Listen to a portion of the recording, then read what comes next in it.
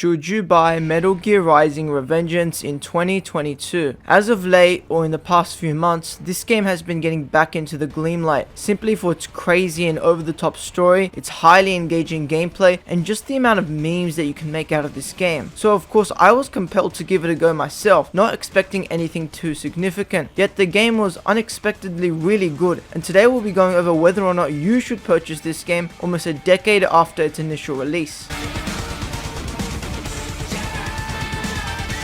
No spoilers here of course, and the story thesis isn't really needed here either. The game has an extremely wacky story, so the characters and the entire plot are all over the place, which makes for a narrative that is extremely enticing somehow, simply due to the nature of its craziness. As one comment I saw earlier stated, it was that the story of Metal Gear Rising is what a 7-year-old would make with their action figures, and to be honest I can't think of a description more fitting than that one, with the game jumping from place to place, with the designs and characters getting more and more wacky as you go. Despite this notion, the story is still pretty fun to see drawn out because of what I mentioned earlier, and I personally really enjoyed the entire narrative from start to finish. I don't still understand where the Metal Gear name comes from, because there's literally no stealth in this game, and the hack and slash combat makes it a far cry from the rest of the franchise it's supposedly from, but I guess that was purely to generate sales. The story revolves around the main character, Jack the Ripper, whose motives are seemingly generic at first, where he mentions that he purely fights for the weak, but as you play further into the game, his character does change dramatically, and we see a much more interesting character than the generic one portrayed at the start of the game. All the villains, including the final one, are also pretty interesting as well, with them having their own motives as well, and you really try to wrap your head around the varying ideals of the various characters in the game, which surely makes the story a blast to play through, despite the fact that I couldn't say that I'd recommend the game purely on the merits of its story alone.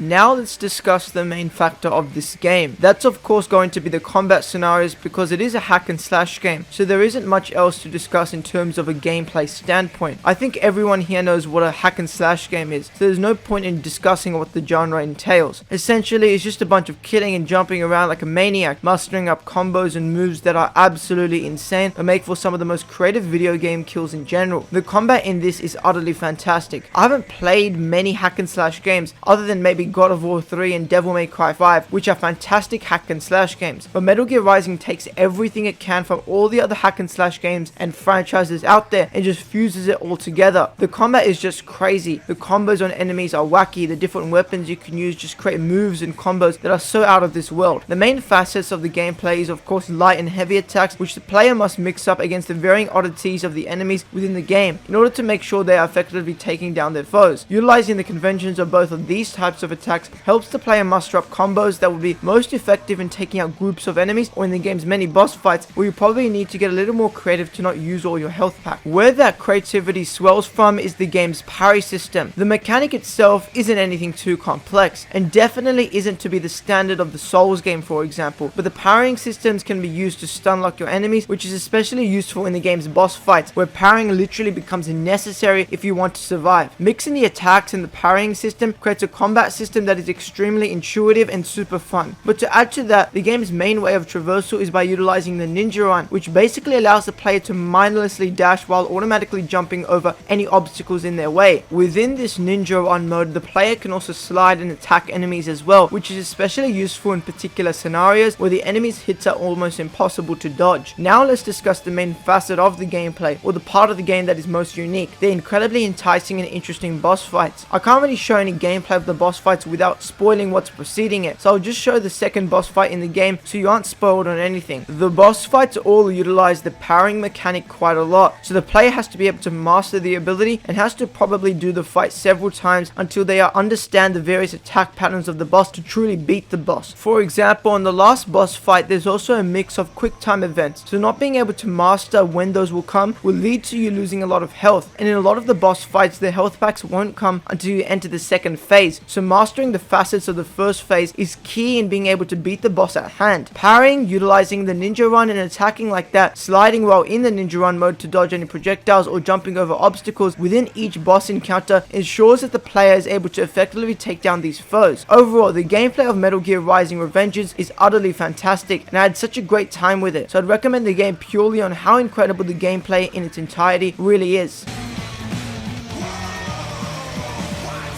So yes, you should absolutely buy Metal Gear Rising Revengeance even in 2022 due to all the reasons mentioned throughout the video. It's got an incredibly wacky yet interesting narrative, and the gameplay which is extremely intuitive, and is the pure reason I'd recommend this game to anyone due to the sheer mastery of the hack and slash genre that is presented within this game's gameplay systems and mechanics. Anyway, that's all from me for today's video. I'll see you all in the next one. Peace.